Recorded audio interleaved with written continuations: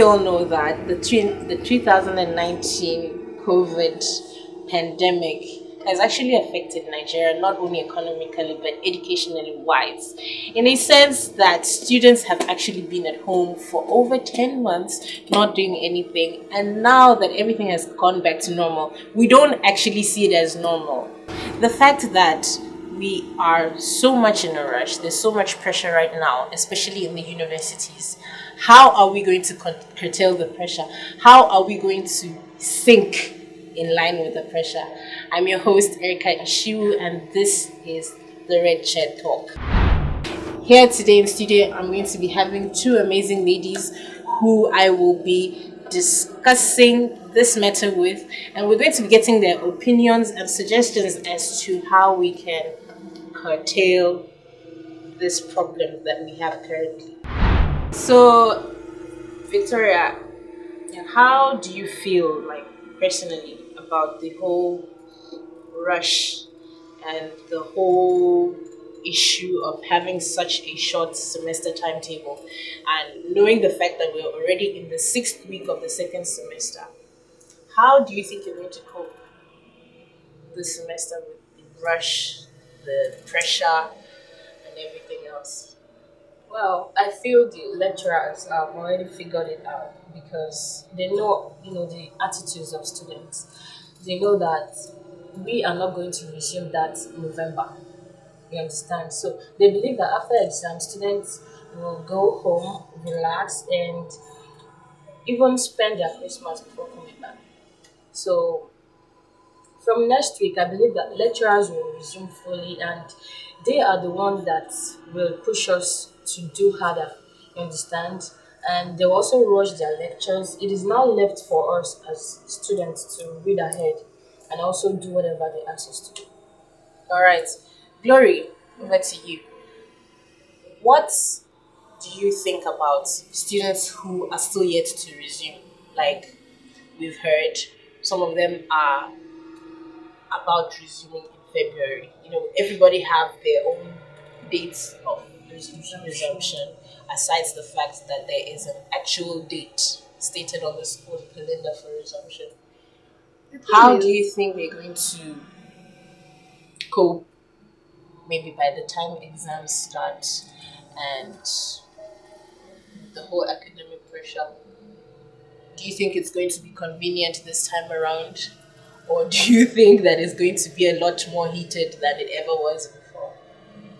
The thing is, aside the fact that second semester resumed last year, that's November, assuming it was on a normal that we went for Christmas holiday, they ought to have returned because this is actually second week of June. So any student that is still at home by this time, I don't know what to say to them.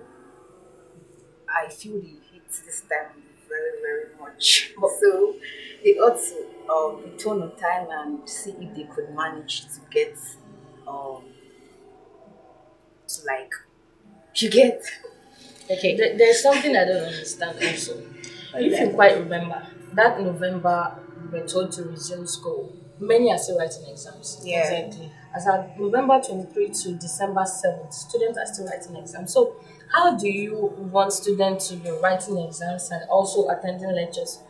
Who is even going to lecture in the first place? So, I think that calendar of a thing is just there, like For all formalities' sake. for formality's sake. Thank you. Okay. So I think the normal time we should have resumed is this January. So students should just ace up wherever they are. I'm advising them to ace up and resume so that we can do this thing and do it.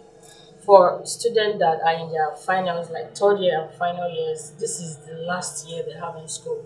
So they shouldn't just mess it up doing nothing at home or just feeling like I'm a senior girl, I'm a senior boy, so let me just stay. That's all I have to say. Okay.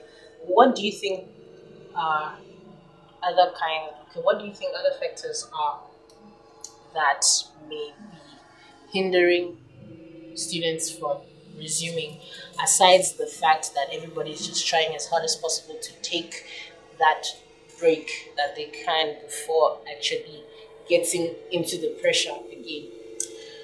There are many factors. Aside from truancy, There are other factors such as money.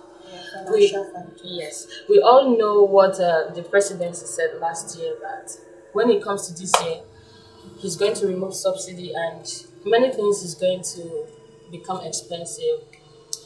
As of yesterday, those traveling from here to Lagos was 15,500. Okay. So I don't know those that are over there or in other cities, how much they are going to take to this place. So the money is too way high. So students and their parents will be planning to get money for their school fees, their feeding, their their self, money to take care of themselves, and then money, that huge sum of money to travel down here. So I just feel money is a very good factor. So some would like to help their parents more this January before they come back. All right. And then what of those who can't actually take on that pressure of lectures back to back, the preparation for exams, and all of that? Those that would easily have their mental health affected. What do you think is your advice to them, concerning this semester that we're about to face? Anyone? The thing is, you should know what you're into. This is Nigeria. Yeah. We are always bombarded with surprises. So you should be ready for anything. So considering your mental health, the first thing is start first. Just start. If you want to, don't think too much about it first. Just come to school, stay in your lodge or hostels, and from there, you have to get enough sleep. I'll advise students to get enough sleep when due. It is not you just, doing unnecessary things. When you get enough sleep, you have time to think, time to meditate, and even time to wake up. Maybe you're a midnight reader or even evening in the library. You can just make sure you read. Yeah. And while you read, rest. Sleep. Sleep is very good for your mental health. That is the only thing I would say. And also, do not allow this pressure to get into your head, because this is the period you'll be hearing about different suicide notes, suicide attempts, and even the actual suicide. So we should be careful as students not to fall victim. Okay. And then the extroverts, those who are social animals, if I may put it that way. Like, how do you think that they should, how do you think they can find a way best of juggling their social lives, you know, proportionally to their academics?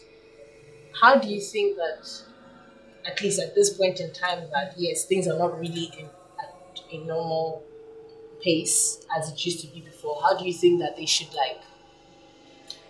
manage themselves? Do you think that they should just stop entirely, put it on pause entirely, or do you think that they should just find a way of omitting and adding maybe the most important ones, and then finding a way The of thing is, once you plan yourself very well, yeah. all these things are nothing. Because it was like this last year. It was this hot, this tight, and students still found a way of scaling through. So it is just easy. If you are an extrovert, what you need to do is plan yourself. Plan yourself, play your music, go outings, but time yourself. Once you time yourself, some people actually remember things they've learned or things they read by going out with friends, discussing, and even doing some recreational activities. So it has nothing to do with your being social. The only thing is you have a limited time, so you have to time yourself. Do not overdo it. They said too much of everything is bad actually. What do you have to say? Just like she said, they should just make like a timetable for their daily routine, like their daily activity, plan themselves. If you know you'll be going out today, just create it, like make out time for it. Give it a particular time. For example, you're leaving by 1, make sure you're back before evening so you can read your book. Or if you are a type that goes out 3 times in a week, you can minimize it to Limit it 2 or once one in a and a week. half day. One and a half. You get- How? Okay. yes, no, you can do it like that. Like you can't spend a whole day outside. Exactly. So it's by hours that we count it. All right, you've heard from the ladies. It's just more of planning.